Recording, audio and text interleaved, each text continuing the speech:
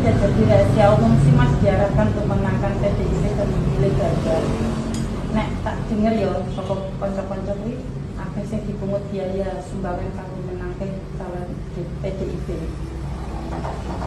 Itu sih teko pimpinan satuan kerja Mas. Nek biasanya sing instruksi nek menurut kuwi biasanya ya bupati, karena ini kan sing duwe kuasa ning Boyolali. Biasanya sih SP3K itu karo pegawai Pemdes kuwi didata. Mana sing iso diarahno, endi sing ora iso, biasanya ya sing bangkang lah Mas. Nek sing bangkang kuwi ya biasanya dikei sanksi. Biasanya nek PNS P3K kuwi dimutasi ning daerah kecamatan ning desa sing adu teko tempat tinggale.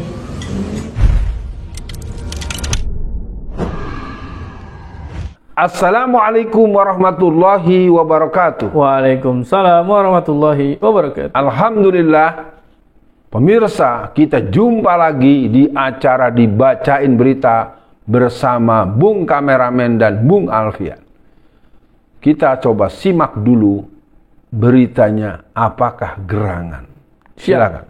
Terima kasih Bung Alfian. Nah Bung Alfian, ini ada berita dari republika.co.id. Judulnya adalah Bupati Boyolali bantah video PNS viral mengaku diarahkan menangkan Ganjar dan Mahfud. Wah, kemarin polisi pasang baliho, sekarang PNS nih Bung Alfian. Bupati Boyolali Said Hidayat buka suara terkait video viral PNS yang mengaku diarahkan untuk memenangkan pasangan PDIP, yaitu Ganjar dan Mahfud. Video pengakuan PNS perempuan itu viral di TikTok. Video tersebut diunggah di TikTok oleh akun AC ada bintang-bintangnya. Dalam video tersebut juga diberikan keterangan bahwa itu adalah curhatan ASN diperintahkan memenangkan PDIP dan Ganjar. Maksudnya PDIP dan Ganjar Mahfud. Viral curhatan PNS Boyolali diperintah menangkan PDIP dan Ganjar Mahfud. Bahkan dimintai uang dengan alasan gotong royong. Kalau menolak akan dipindah dan dikucilkan dari lingkungan kerja playing victim. Padahal mereka pemain inti. Nah, Bung Alfian, mungkin untuk respon awal ini, apakah pembantahan dari Bupati ini bisa menggagalkan omongan yang disampaikan oleh PNS perempuan tersebut? Silakan, Bung Alfian. Membantah sebuah kejadian dalam konteks berita politik, itu memastikan kita, mengkonfirmasi bahwa acara itu adalah benar atau adanya begitu, itu satu. Nah yang kedua, bahwa ini adalah tampilan-tampilan kecil, makanya fenomena varian kecurangan ini mungkin nanti perlu kita telusuri dari aspek kelakuannya satu sisi, dan juga aspek peraturan yang membuat mereka bisa kena pasal karena ada undang-undang dan dasar hukum dengan legal standing atau legal law yang lebih kuat. Jadi respon awal saya, memang ini kecurangannya sudah kalau boleh dibilang sudah ugal-ugalan, curangnya curang ganas, dan kedua belah pihak. Kita lihat saja kan ketika Aiman kemarin membongkar bagaimana polisi diduga memasang baliho tertentu, itu kan diarahkan pada Prabowo Gibran, ya kan? Ketika yang berhubungan dengan ibu-ibu ASN makan bakso, itu kan berkaitan dengan Pak Ganjar Mahfud. Artinya kedua belah pihak telah mempertontonkan situasi-situasi yang menurut saya ini harus dilakukan publisitas yang viral. Artinya kelihatan sekali bahwa petugas-petugas negara, aparatur dengan sebutan kepolisian, aparatur dengan sebutan ketentaraan sudah semakin harus segera disemprit gitu. Harus diingatkan bahwa mereka adalah aparat negara, bukan aparat daripada partai tertentu. Kan itu semangat reformasi kita tahun 1998. Ini kalau begini lebih kacau daripada zaman Orde Baru yang kita sering tuding-tuding itu. Gitu, Bung. Iya, berarti kan ini sama kayak dulu Golkar maksa orang buat milih Golkar, Bung Alfian. Nah, tapi ada yang menarik nih, Bung Alfian. Kan ada 3 capres nih, Bung Alfian. Ada yang nomor 1, 2, dan 3. Kemarin Aiman berarti kan dia menunjukkan ke capres nomor 2. Dari nomor 3 nembak kedua gitu kan. Nah sekarang yang Boyolali dari capres nomor 3 nembak kedua. Kok saya belum mendengar Ada yang menuduh kecurangan dari nomor 1 nih Bung Alfian. Apakah ini efek di survei nomor 3 mulu, jadi nggak pernah difitnah curang? Kenapa tuh Bung Alfian? Ya, yang jelas kalau menurut saya sekarang ini Bung Kameramen, bahwa kecurangan dari nomor 2 dan nomor 3 dengan argumentasi dan fakta-fakta fisik yang ada itu, ini harus dielaborasi. Karena menurut hemat saya ini kan baru satu fakta yang muncul ke permukaan. Yep. Kita harus memberikan semacam kerangka sistemik bahwa jangan curang dong. Kalau Anda yakin menang, kenapa Anda sudah ranking 1, ranking 2 dan hanya menaruh nomor 3 buat Pak Anies? Kok lalu Anda begitu kalang kabut, begitu galau, begitu culas dan curang. Iya. Nah, menurut hemat saya ini adalah bagian yang harus kita tegaskan bahwa kalau belum aja sudah curang, diduga kuat bahwa nanti ketika pelaksanaan jauh lebih curang. Jangan-jangan memang kotak suara dibawa kabur, dibawa ke rumah mereka, diganti dengan kotak lain, apalagi kita masih menggunakan kardus yang sangat mudah bikinnya. Lemah begitu dan mudah untuk dilakukan perombakan fisiknya begitu, Bu. Ya, itu kan kalimat yang digunakan oleh SBY, Bung Alfian, ketika menyudutkan Anies lah ya. Sebelum jadi presiden aja sudah berkhianat. Sekarang dibalikin ya sama keadaan. Belum pemilu aja udah curang. Nah, Bung Alfian, maka dari itu di akhir berita ada bupati menjawab disinggung apakah ini akan dilaporkan Bung Alfian sosok ini ke pihak berwajib.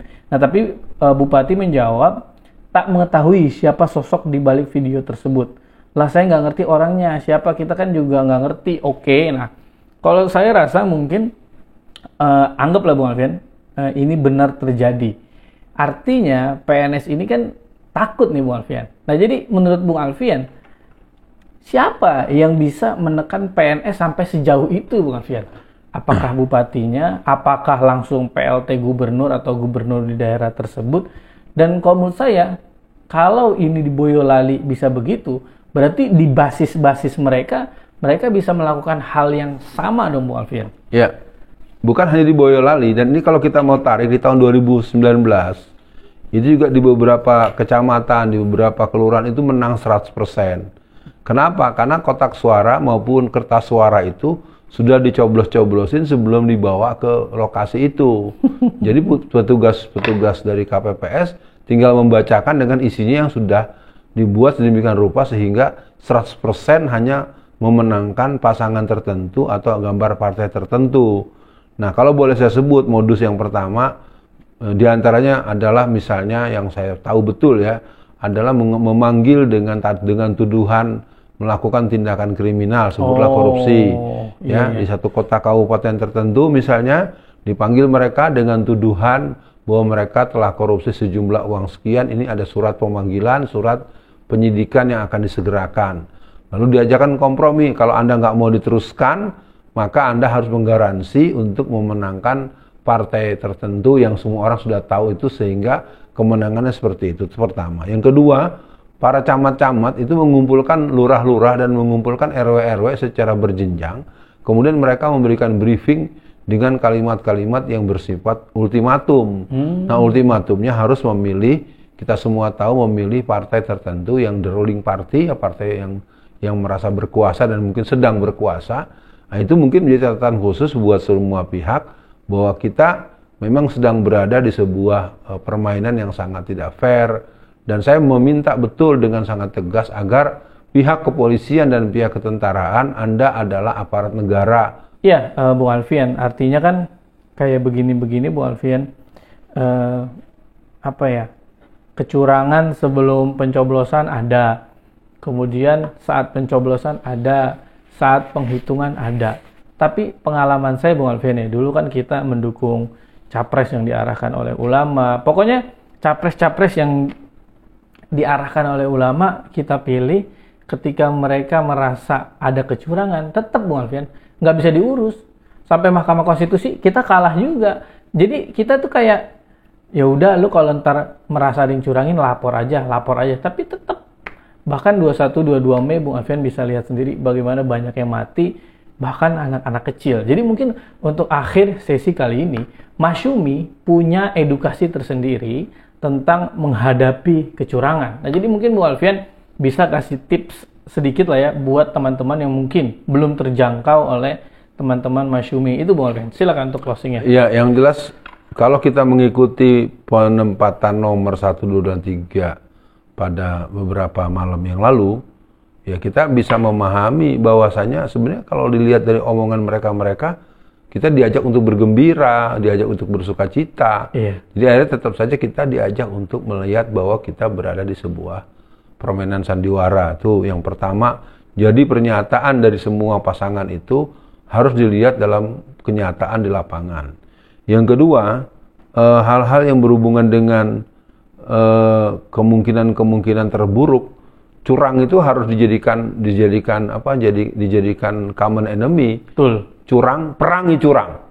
Jangan pernah biarkan yang curang. Curang tangkap. Yang menangkap itu tentara. Jangan tentara yang berbuat curang. Yang menangkap itu polisi, bukan polisi yang berbuat curang. Jadi ada para aparat, Anda adalah orang yang punya posisi yang sama dengan ketiga kontestan itu. Nah, yang terakhir, 2024 pertanyaannya adalah apakah dia akan lebih nyaman, lebih aman, lebih tenang, lebih teduh, dan lebih sedikit korban nyawanya. Karena kemarin 2019 itu yang saya tahu totally tahun 2020-an awal itu tercatat 894 orang yang meninggal dunia, dan kita tidak pernah mendapatkan penjelasan resmi kenapa mereka mati. Ini mungkin bagian yang perlu kita tegaskan. Lalu tahun 2024 apa yang akan terjadi? Apakah ada yang bisa menjamin bahwa tidak akan ada korban nyawa? Harusnya ini dinyatakan dengan tegas oleh pihak aparat, kepolisian, ketentaraan, dan pihak terkait bahwa satu nyawa rakyat Indonesia itu berarti adalah satu bentuk yang harus dipertanggungjawabkan secara konstitusi maupun secara nilai-nilai transendensi. Assalamualaikum warahmatullahi wabarakatuh. Waalaikumsalam warahmatullahi wabarakatuh.